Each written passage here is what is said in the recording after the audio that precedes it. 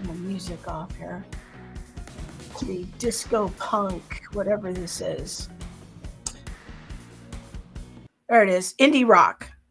Yes. Hello, people. I don't know what indie rock is, but I don't know what that is. I don't really think anybody should listen to it. Hopefully, if you all the were same. an indie rock fan or, It's all the same. electric music fan, what are you doing? I'm trying to adjust the camera so that it looks Sorry, we didn't adjust our better. camera before we started, people. Yeah. All right. Not really sure what's going on. Welcome to the family meeting. All right, let's We're going to have some fun. Are we going to have some fun? We are. We're going to have a lot of fun. It's going to be a lot of good fun. I just bit my tongue. That was really sad. Hey, Kathy. All right. Hey, Barbara. You guys, let us know who's here and who's watching. Just make sure to comment on it, even if you put a number 1. Just comment on the stream. Help push it out. Really helps. So I don't know about this whole number 1 thing. It works. Hey, Sherry. I just had a little conversation with Sherry. Hello, Miss Ma'am. Hello. Hello, Susanna. Yes, Susanna and I got to go to breakfast the other day. St. Pete, Florida. Where am I going to be at in Florida? Fort Myers. Fort Myers. Is St. Pete, no, St. Petersburg close to Fort Myers? No, it's far. Okay. But yeah. But it could be close if you want. I don't know why I'm here, people. She says that she has a surprise for me. Yes. So stay tuned for the surprise. There will be a surprise because coming I don't know what it is. And I'm hopping on here with no makeup. So here we are. LR and Barbara Nixon. Hello. All right. There's a surprise and it's coming a little bit later. But I first can we just talk about the craziness that California is? I think my camera's going out. Oh man. The other day I wore on my live stream my California sweatshirt that I bought in an airport. The multicolored one? Yeah, the pink one. Yeah. Because I forgot my sweatshirt once on a trip. I think our camera's going out. It'll be okay. Y'all can still see me. And hey, Jenny. Oh, Kansas. Somebody came on the comments. They were kind of offended by my shirt. Talk about California because of how crazy it is. Y'all, you can't be offended by a state. Like, we're a part of the union, okay? Now, as a resident, reasons why we still live here. The reasons why I still live here are strictly because of my nephews. Family. My mother. Yes. Otherwise, you guys. Yeah. I'd have been in jump ship. I can't, let me not just say. Roll that back a little bit. Ooh, that's when the Holy Spirit got to get you. He's got to grab me by my neck sometime. Anyway, yeah, California is a mess. We have made national news all over again because of our stand to support transgenderism among those who, Krista told me I can't say the word I was going to use. Those who cross over into our nation with not doing it the proper way, without permission or naturalization. And so I beg God to take me out of California any way he chooses. Oh, I would rather go by airplane, train. Do you know that song? All right, I guess we're not doing this. By airplane. Hold on while I put it back to us. Okay, no. Okay, here we go. Find family and finances. Are we really doing California? Yeah, we're really doing it. Okay. Look, cool. I'm gonna need you to not be so like, please. This is the family meeting. We come relaxed. I don't know what we're doing. I'm just trying to make my best guess here. Relaxed. Okay. We just breathe on the family meeting. This is the time for us to catch up with the cousins. The camera's driving me crazy though, because it's like keeps fluttering. I have considered Kansas. I don't know anything about Kansas, but I feel like Kansas could be a place where I could live. It gets too cold there. You wouldn't like it. I just need a place with land, trucks, and guns. Or tools. Oops, can't say that word. So anyway, this week there was this whole debacle about California and providing through Medi-Cal gender-affirming care for those who have not legally done the work to be here. And so if you see, it says California state health insurance to cover sex changes for a word that we can't use here. And so this has been going nearly around. 700,000 of them will qualify. Yes, because that's almost 1 million. Well, here's the thing. Okay, it's 750,000.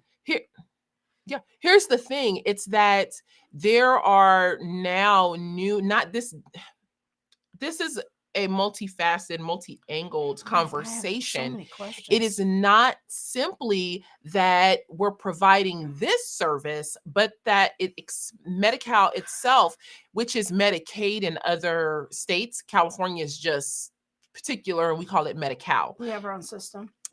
It's a lot of the general system that we see nationally, but we do have some additional perks and pluses. So Medi-Cal will extend its services and operations to those who didn't do the proper work, to arrive. To arrive. And so this is part of that, which, this transgender or gender affirming care also covers. I wanted to go to, let me see if I can. What do you want, that one? Yeah, this one. So we can look at exactly what's being talked about. Okay. So you went and chased down the primary documents from the state of California. We're not just relying on Fox News here. No, we are not just, because Fox News is, often...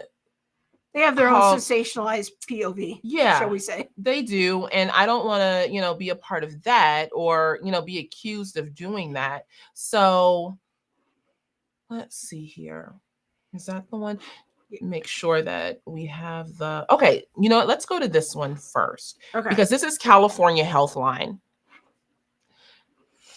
And California Healthline says Medi-Cal covers gender transition treatment, but getting it isn't easy. So this is back from August of last year. Medi-Cal has been,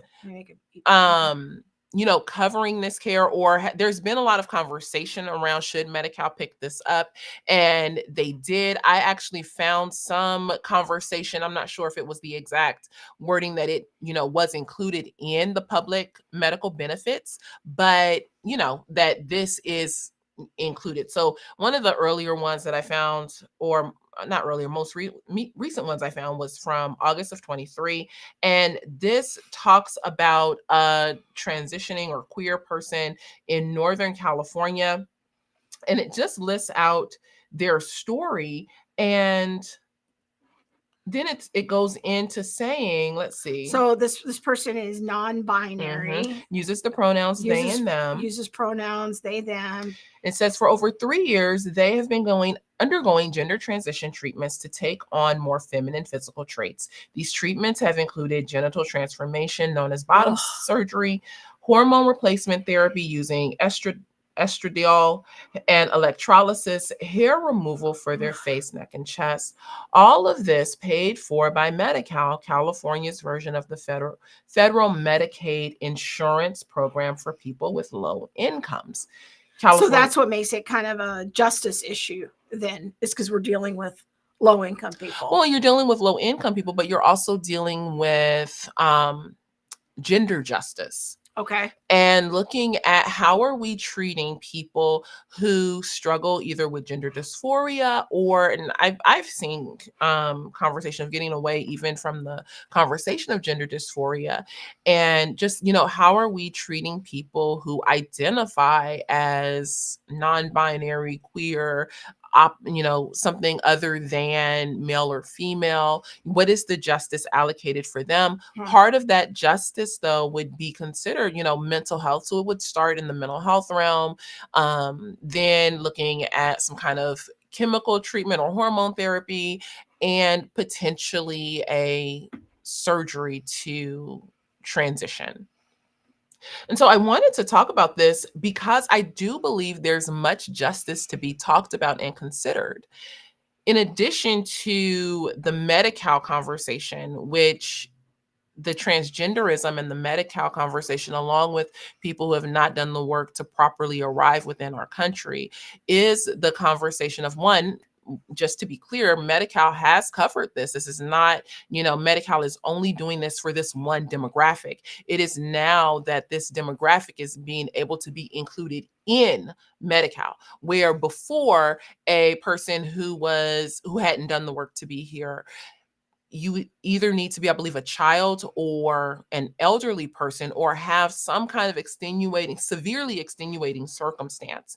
And so now that gap has closed to encompass more people, approximately 700,000 more people. I find it very interesting. And this is where I think the justice conversation comes in all the way around, in the reality that this puts California at like a $68 billion deficit to create a system like this. This is something that I saw when I was reading about, just like, what does this mean for the state of California to be able to open up Medi-Cal to so many more people, number one, and then two, to include gender affirming care, something that is very expensive. So when I think of justice, I wonder about those who are claiming we need to do gender justice. We need to make sure that we have justice for the person who is, not done the work to be here. And if I were to say, sure, okay, I can get on board with that, how are we doing justice? Not saying that I would, but how do we do justice for those who sit in our shoes or sit in your shoes? I'm not anti-justice. I believe that God is a God of justice. And so we need to be having very well-informed conversations of justice. Justice cannot be called justice if it is just for one, but unjust for the other. I gripe about this all the time. Ask Krista. Pay $500 a month for my health insurance. I'm healthy, don't go to the doctor a lot. And now anything could change. Maybe I'll need to go to the doctor a lot I have no idea. But I also know, after talking with what do you call them? Like an insurance broker, my health insurance broker, that when you go through something like Covered California, because all of our health insurance is sent through one major funnel, when I go through something like Covered California and it asks me, let's see if you qualify for a discount and things like that, and it tells me that I don't, I am actually assessed a surcharge because I don't qualify for the deduct or the discount. And so what I've learned is that I shouldn't go through Covered California, and I need to go directly to Anthem or directly to Kaiser, where they won't assess the surcharge. But our state is assessing a surcharge to people to help cover the costs of those who cannot pay for their health insurance. Now, could I be on board with that? Possibly, if I was talking about those who had, and this is my own personal opinion, this isn't necessarily the opinion of Krista, but if people had done what was necessary, if I was paying for someone who was supposed to be here, like, because they had done the work to be here, you know what I mean? Not those who are simply breaking laws to come in. At what point are we looking at justice holistically and saying it is unjust to steal? Because I am not necessarily notified. If I wouldn't have talked to a health insurance broker, I wouldn't have been notified it's about sort of this. an invisible tax. Thank you. That they put on you that you don't know that you're paying. Now, I don't know if all states are like that. Covered California is what we colloquially call Obamacare. It is the state run medical collaboration where we all share medical expenses. So what they're doing is they're collecting a silent tax from you in order to pay for, and we could say redistribute the money toward others who can't afford insurance. But there's an assumption that I can. There's an assumption that what is my only bill? Health insurance? Do I not have rent and gas and, all of these other things they too? base it on your income. And so it's like, well, you're paying your fair share for the underserved. Yes. And the underprivileged. And so they collect this silent tax. So that we can all have the same, I guess. Yeah. So that they're equalizing it out for people who are on the Medi-Cal system. And yeah, healthcare exchange. Thank you, Jenny. That's the technical term for it. And it's where you see what's available and choose your insurer. I don't know how it is in other states, But in California, what it's become is really all the insurances are the same. They're all the same. They're all the same. They have the same coverage. They're almost all the same price. All the same deductible. If you go through the government exchange. Now, it's a little different if you go to the insurance directly, but it's expensive. But if you go through the healthcare exchange government-run thing, most people don't know they're collecting this silent tax. And so it's more expensive. Yeah. When I go through our healthcare exchange. Yeah. I actually save by going directly to Kaiser or but this is in the Blue name Shield. of healthcare justice, gender justice, and it's really a form of redistribution of wealth. Yeah. In order to make sure that you, who are at a certain earning level, are paying your fair share for people who are at the bottom. But who determines my fair share, and who says that I don't have other bills to pay? Who get that other $35 or $40 that I was assessed in an invisible tax could be going to, I don't have kids, so it could be going to my nephews. It could be staying within my family, but instead it's taken, it could be going into my savings account. It's taken without my knowledge to help make sure that we all can have the same thing. Yeah, it's a tough issue because it flies under the banner of justice. So you think, oh, in order to be a good person, I should do this. But in a way, it's a silent theft. And it's predicated on this idea that everyone should have compulsory redistribution of wealth. And I think you'd be hard pressed to prove that biblically. Yeah. I don't think that's the biblical model. No. But it kind of looks close enough to the biblical model of quote unquote helping the poor that I think people get bamboozled by it. I would agree. Melinda says socialism. Yes. That's a good word for it. There was another one that let me see if this is it.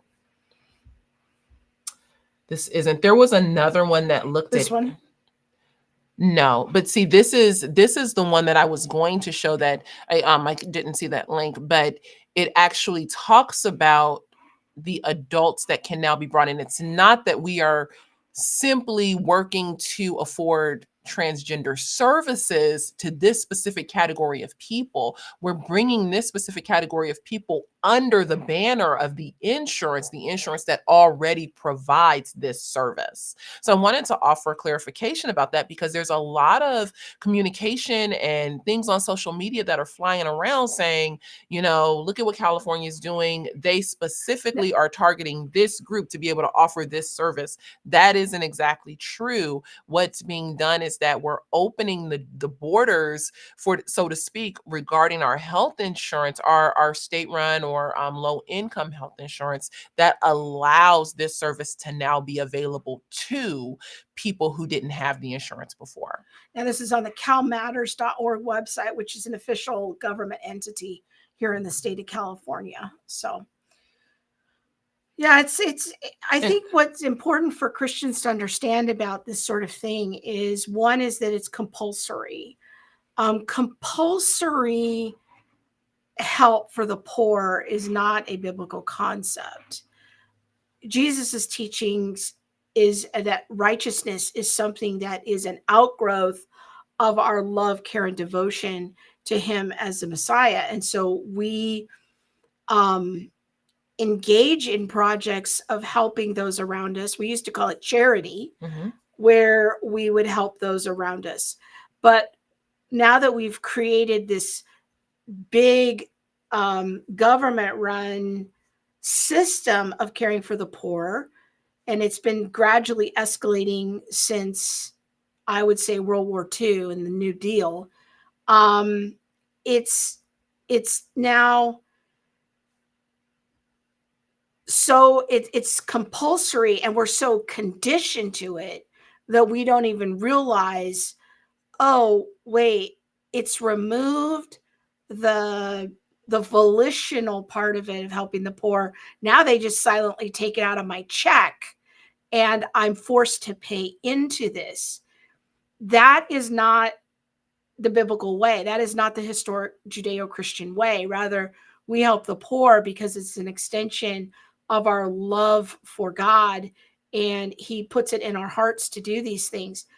When we have, I think it's like 70% of the budget now, the national budget, is social programs, and we're just compulsory taking this money out of people's paychecks. It's really I think a case can be made as a form of theft, but we have to be very careful and informed of how we think about these things from a Christian point of view. Yeah, I think that I have just been on this deep dive of justice lately, and in looking at justice, it's important to consider justice from all positions.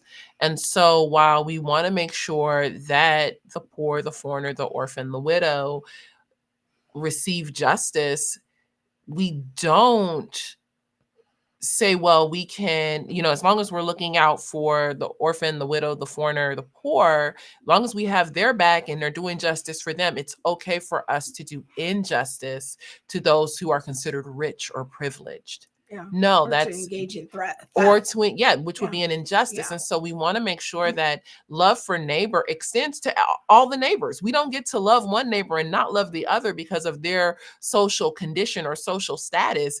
And especially, when a lot of these things are made up, like simply because you make between $35,000 and $60,000, you are now put into a certain class of people. But does that class, being put into that class, does that mean that you actually are able to make ends meet?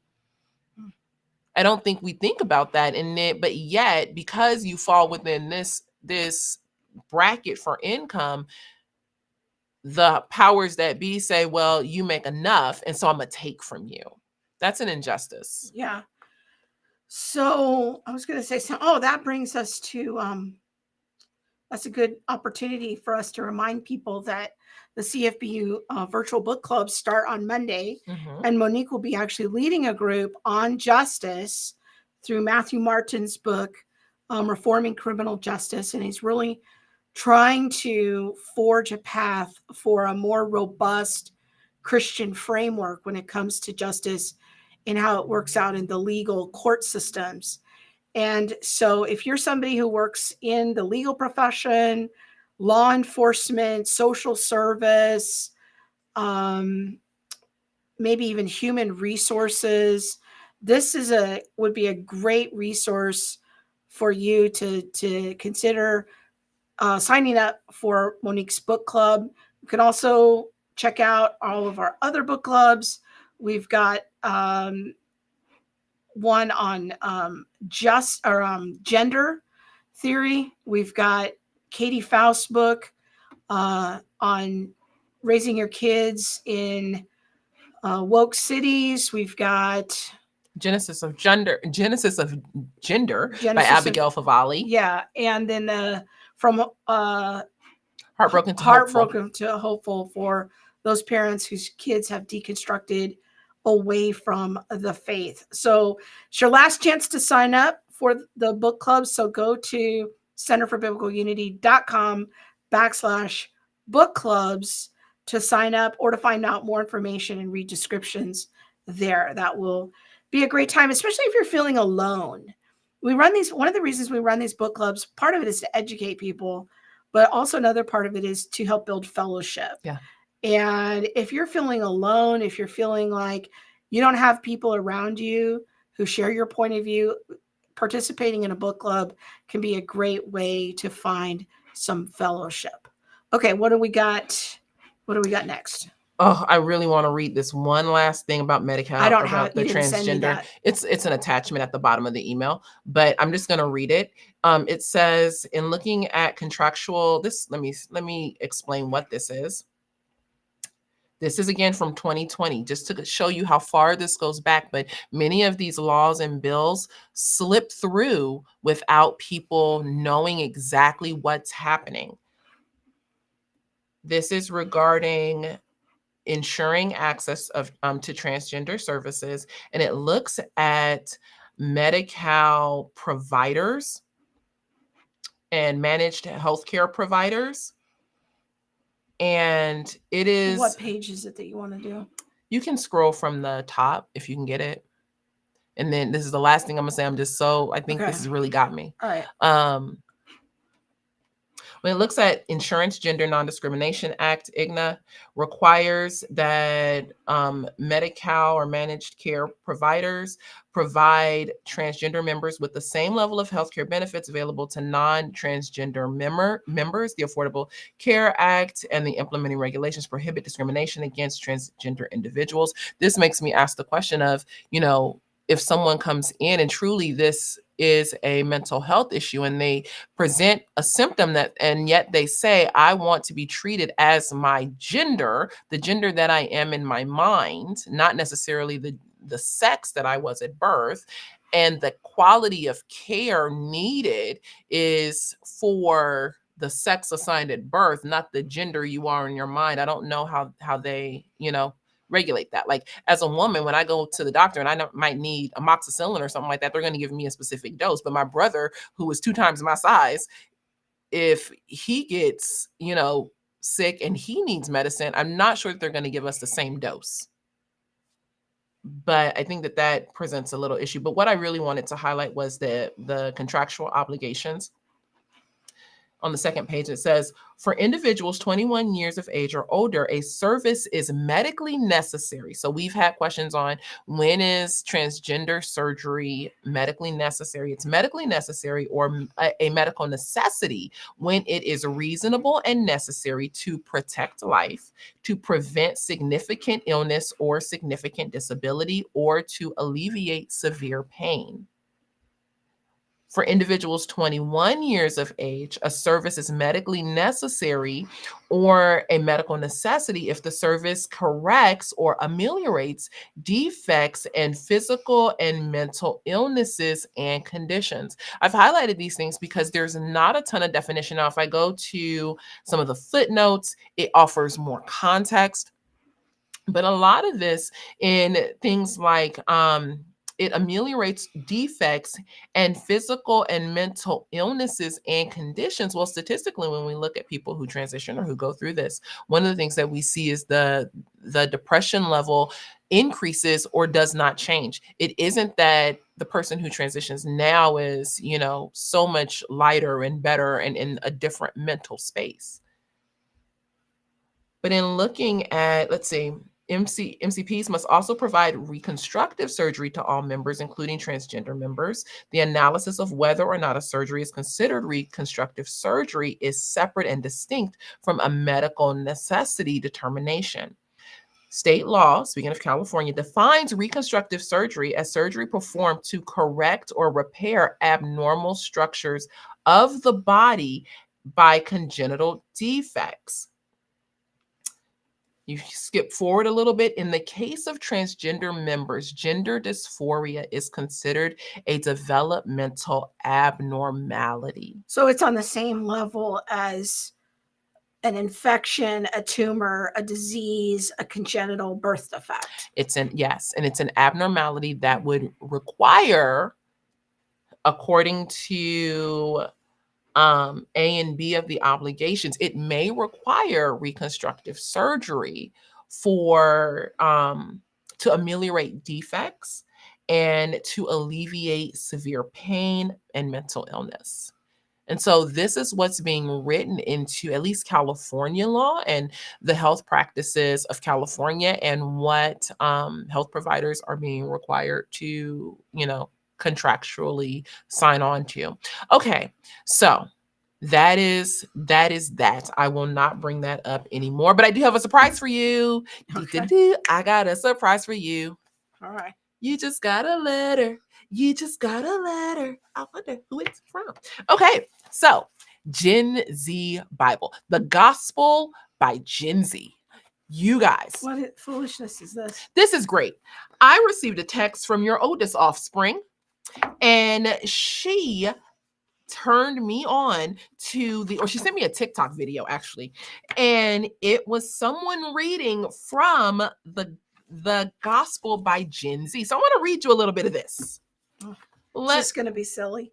Well, first of all, no, they serious. It's 100%. Okay. And it makes me ask a different question. I'm going to ask my question in just a minute. But this is the Gospel by Gen Z, and it is at Gen Z Bible Stories. Now, they offer a preface. Let me get to that. It's the translator's preface.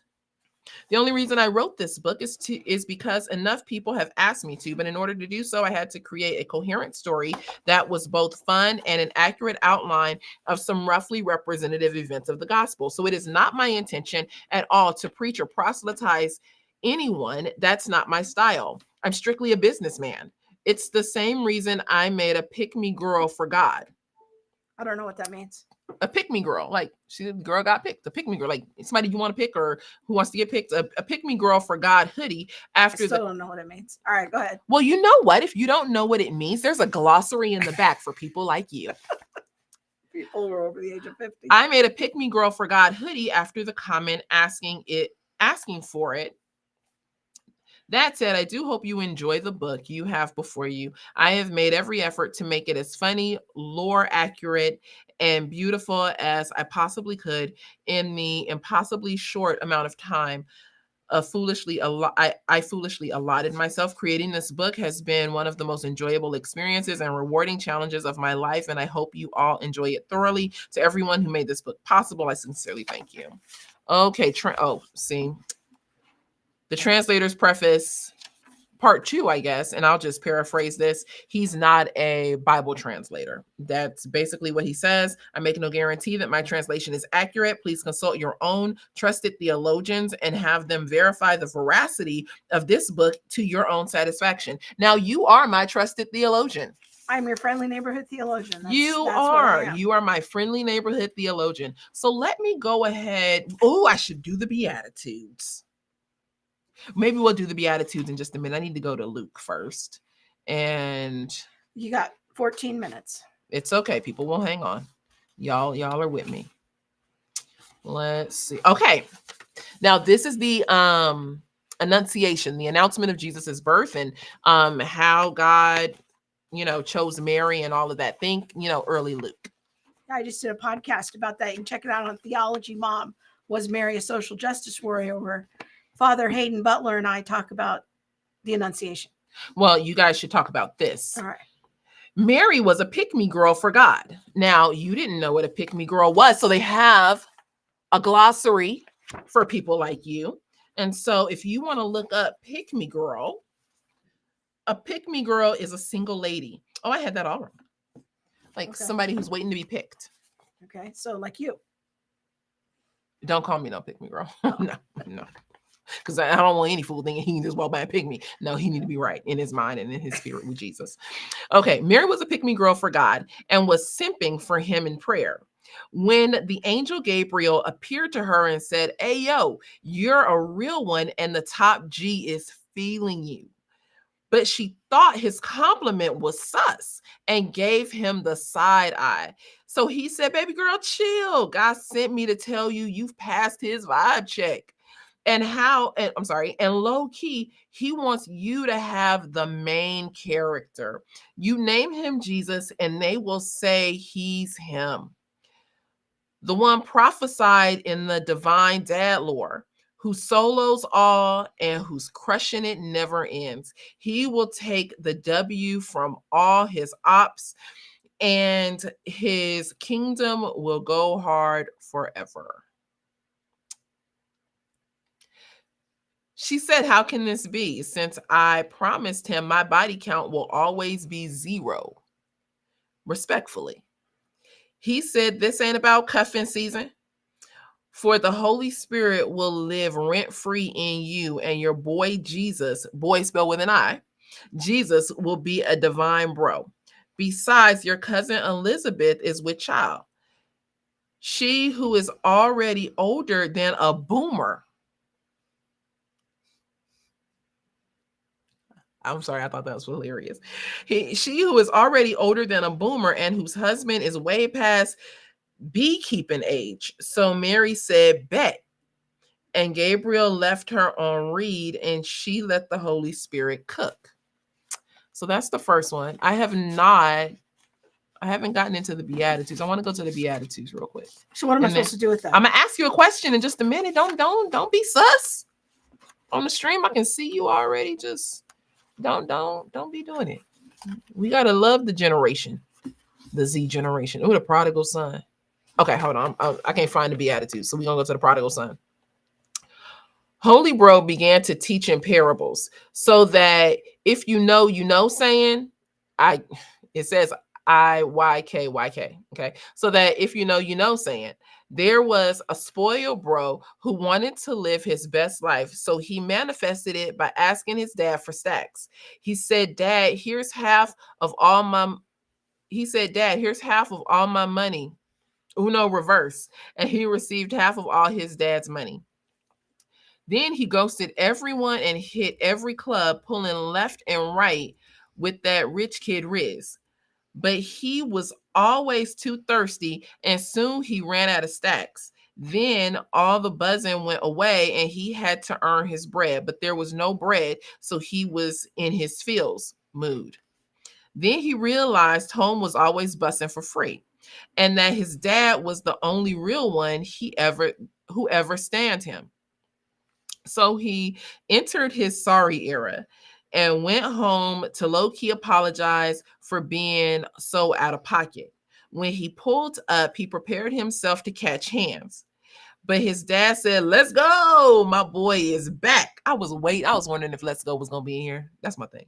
Now, bro's older bro had no chill and told their dad, me personally, I'm not going to let that slide. Like, bro was down bad and wasted a lot of money. Just BC, he was feeling some type of way. And for what?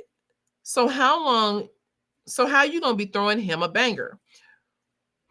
Why you be emoting right now? But his dad said, bruh, life already threw hands with my boy. But he responded, and now he can finally live his best life. So my question to you is this. What's this called? It's called The Gospel by Gen Z. Mm-hmm. My question is this: is contextualization, would this be considered a contextualized Bible or a piece of needed contextualization? Like, can we take the word of God and like slang it up so that we are now contextual, or offering a contextual gospel or Bible for a generation that may not read ESV? Well, what you're hitting at there is the perennial question of how do you balance accuracy with readability or understandability. This is the great tension of all Bible translations.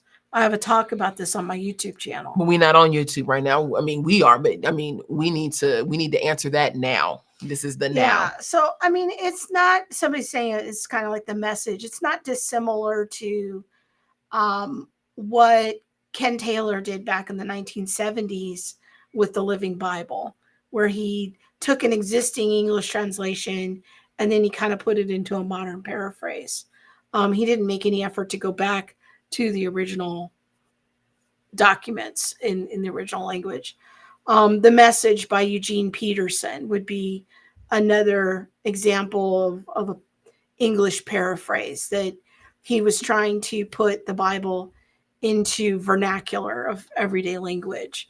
And this is somewhat of a similar effort. So I would put it as an extreme, put it on the spectrum of the extreme of things that are in that family of a paraphrase. Okay. Do you think that it takes away from, do you think that in trying to reach a different generation, I don't know if this man is even. I want to make a correction here. Don't ever call The Message a translation. It's not a translation. It's a paraphrase. Somebody's on here saying, I don't use the Message translation. It's not it's not a translation. It's a paraphrase. What's the difference? That's different. What's the difference between the paraphrase and the translation? Like I just said, that it makes no effort to go back to the original languages. It's not translating anything. It's a paraphrase of the English. So they're just restating something in a more modern vernacular. In their opinion, yes. Okay, but it doesn't necessarily have to do anything with the original language. And Vanessa is exactly right, that it's closer to an interpretation. Oftentimes what this is it's closer to an interpretation than a translation. Okay. So me and Future in here learning together. Okay. So then I have a question about the holiness of God as we interpret, paraphrase, reinterpret. Do you think Rebecca, that's another good way of saying it, is restating it in their own words. Yeah. Do you think that this then, do we run the risk of losing the holiness of God? Well, because like, I don't know, and maybe this is just my own legalistic way of thinking, but I don't know that we want to call God like holy bro, or Jesus was like holy bro. The original, like the OG, or the like, yeah, some of the, so I'd have to go back and look at some of the wording. Yeah. But is that how we want to respond or talk about God, or the vessel that God used, Mary, as being the pick-me girl? Or, you know what I mean? Like, are we running the risk of losing some of the holiness of the word of God? Yes, but this is incorrect. He has right here in the preface, translator's preface. It's not translation. Interpreter. And that is what leads to confusion. And okay, first principle we have to understand about Bible translation is that unlike our friends who are Muslim, who look at the only inspired version of their holy book is in Arabic. And this is why you must learn Arabic in order to truly read the real Quran. Okay. All translations of the Quran are seen as a step removed and therefore corrupt. And so, then you get into the question of how many Muslims actually can read Arabic, but we'll set that aside for a second. In Christianity, we recognize the legitimacy of translations because Jesus and the apostles often quoted from the Septuagint, which was already a Greek translation of the original Hebrew texts. So we are different than the Muslims. That we don't say that the only pure word of God is the Hebrew or the Greek. Jesus and the apostles quoted from a Greek translation of the Old Testament. Yeah. So there is a legitimacy there that the Bible can be translated into other languages. And the Bible was translated from the beginning of the church early on into other languages. But by and large, the Greek Septuagint and the Greek New Testament is what was the bedrock of the church and still is in many Eastern Orthodox churches is the Greek translations. Now, the difficulty that I think we're facing in the West is that we have allowed rampant illiteracy rates. We have a whole generation that really can't read past the second or third grade. And so Bible translations have increasingly been grappling for about 20 years of what to do with this. And so, like, for example, there's the Common English Bible, the CEB, I'm pretty sure is the initials for it. I think that Bible is maybe for the third grade reading level. And so it's not a children's Bible, but it has highly simplified language, but it is still attempting to be a translation. Going back to the original language, right? Yeah. So this I would put in the same category as like Bibles that I bought for my kids when they were little, like graphic novels. that would lay out the Bible story as a graphic novel, or a children's Bible that retells the stories of the Bible. It's a paraphrase. I'm just answering Pam's question. Keep going. But say it out loud for the podcast. The Gospel by Gen Z is the Bible that we're talking about. Yeah.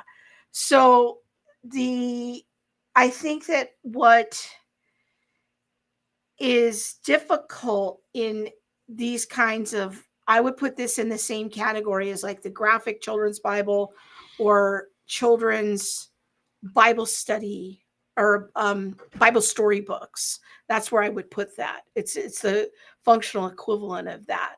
It's not even trying to be a translation.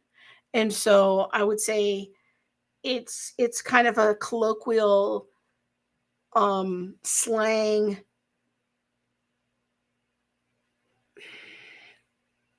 interpretation of selected parts of the New Testament. I don't know. I can see where you're coming. I'm not sure that I completely agree, because I think that for children's Bibles, there's still a reverence and awe of God, and a way in which God is depicted as being great. I mean, I think that's a debatable point. It depends on the version you use. I think that's a debatable point. Because this, I just feel like God, like Jesus is my homeboy. Yeah. Like, I mean, that's what you're supposed to get from that. But yeah, Bob's saying it's more of a novelty. I think that's a good way of saying it. Laura said it's like pigeon. Well, I would disagree with that respectfully, because the pigeon translation, from what I understand, is attempting to be an actual translation into Pidgin English. And so it's not a paraphrase. So I think I would respectfully disagree with that characterization of it. But the conundrum of Bible translation always comes down to the two competing needs: accuracy versus readability. And so when you get like the ESV, you're going more for a word for word. When you're in the NIV, you're going more for a mostly word for word, but sometimes thought for thought. And those are kind of the two major spectrums. When you get into this land of paraphrases like the Living Bible, the Message, a graphic illustration Bible, a children's story Bible, and I would put this in that category. That's a spectrum of retellings or novelty things. Do you think this can be helpful? I don't know. I mean, I will concede that no, Rebecca. Rebecca's asking the question, is it only readability and accuracy? Or is there an attempt to be relevant? That relevance would be under the banner of readability. If we're talking about relevance as in turning it more into colloquialisms and slang, no, that would be a more under the umbrella of a paraphrase or a reinterpretation.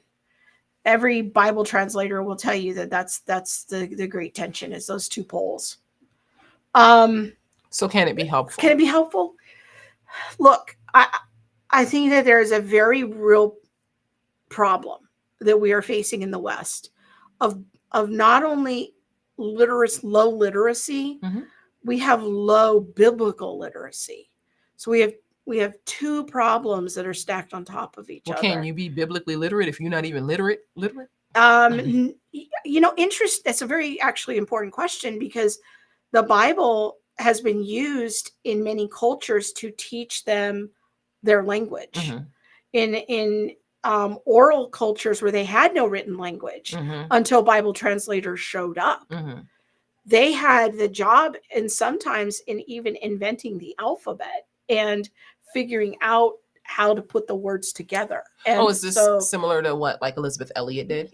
I don't know if she did that exactly, but yeah, I mean, in those more primitive cultures in the very beginning of Bible translation efforts. And so then they would build literacy and teaching people how to read using the Bible as the foundation for that. Entire ministries have been used to do that, to open doors to the gospel in China and Japan and other places, where they teach English skills, literacy skills, by using the Bible as the foundation. And so there is a sense in which biblical literacy and literacy itself can be interconnected. A really good book to read to show the impact, for example, of the King James Version on the shaping of modern English there's a book called, I think it's called The King's Scribes or something like that. And it's about the story of the King James Version. And we don't recognize how many words have come into common English vernacular that were shaped and formed by that translation of scripture.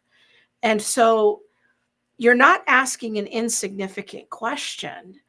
But when I see things like this, what's difficult about it is that I personally have an educational philosophy of educating people up. Someone mentioned that in the stream.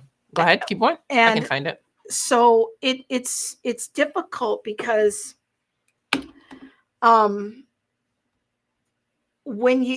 if you leave the person at that low place, you can leave them in biblical illiteracy. Now, could you use it at maybe the very beginning of a faith journey, much like we use with children, a children's story Bible, at their very, very nascent stages of their faith journey? I could maybe see a case for that. But I would want to get them into at least something like the Common English Bible, or something even at a third grade level that gets them into a legitimate translation as quickly as possible. So bring them from a paraphrase or an interpretation into a translation as quickly as you can. Yeah.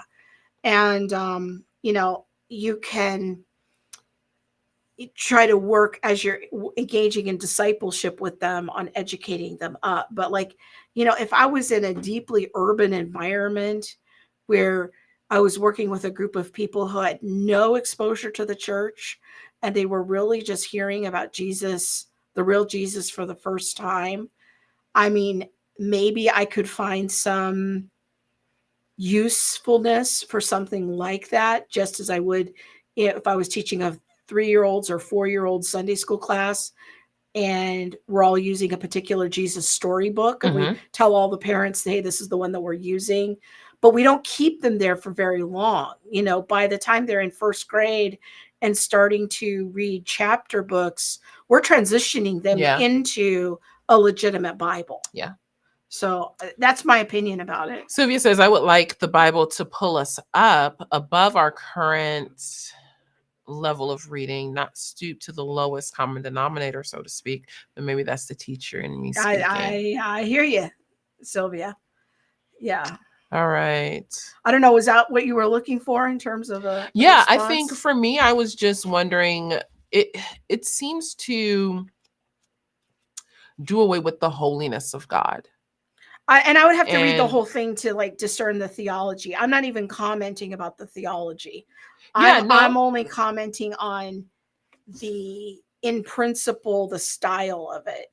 I haven't read it at all to say no, the theology's crap, Yeah. So this is an endorsement of this per se. I'm just addressing the thing in principle. And that's what I think the main question was, is this suitable in the idea or the realm of contextualization? Yeah.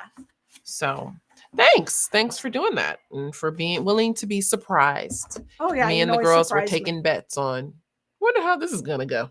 Oh, I think it's interesting. So, all right. I could see a pastor using it to make fun of Gen Z. But see, I think you're hitting on a good point, Kim, is that, yes, I could see a pastor using this to make fun of Gen Z, but that's the very thing that I don't think we need to do or want to do. I don't think that's wise in the in wanting to make sure that Gen Z knows that they have a place in the church, that, slang and all that, it'll stay while they're, at this point in life. But as they grow, the same way their minds change and they grow in their, understanding of culture and what's appropriate to say in the workplace. And, I can't throw slang around when I'm at my job the way I can with my friends. They should be growing in their spiritual life as well. And so what we don't want to do is down them in the church. This generation is extremely sensitive to public embarrassment. I feel like my generation, we was called out left and right.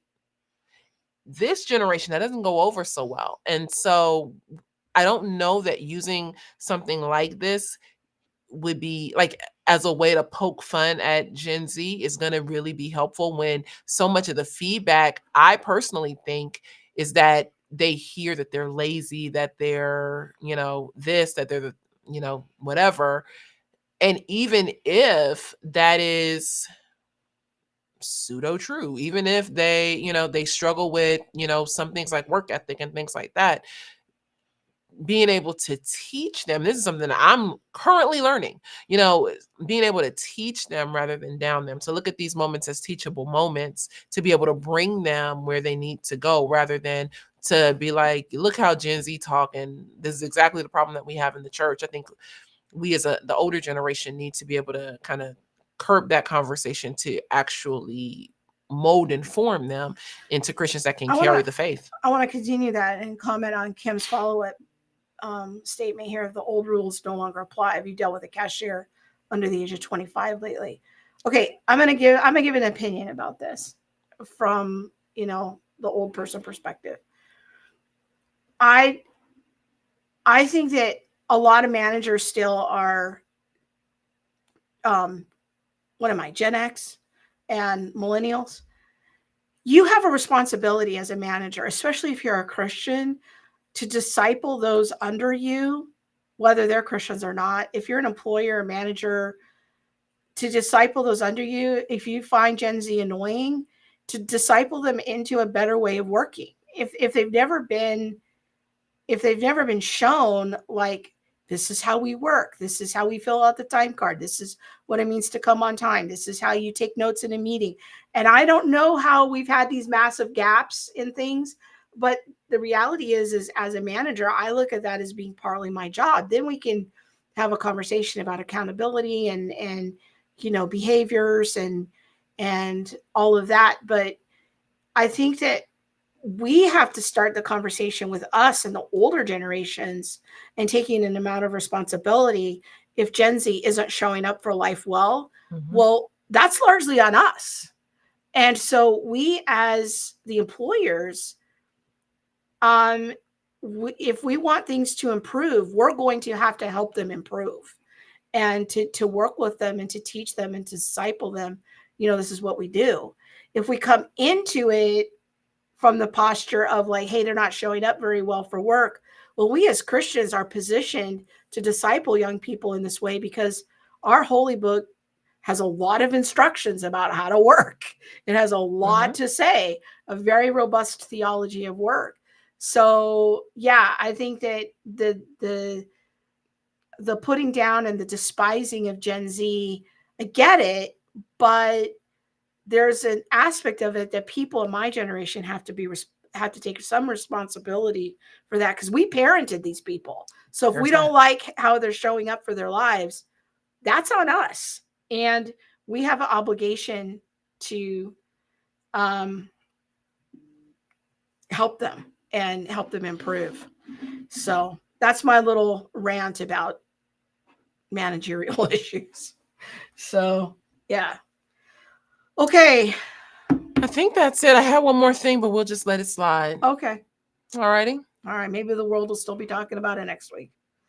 Maybe not. Maybe not. Well, I'll get a new camera by next week. All right. We'll see you later. How do you know there's nothing wrong with the camera? You can't see that flashing every 5 seconds? No. Are you blind? Oh, yeah. Well, she been kind of all day, y'all. I don't know what's good. Y'all need to pray for her, intercede. I need to touch and agree, because, girl, we ain't got time for that. Bye, you guys. Bye.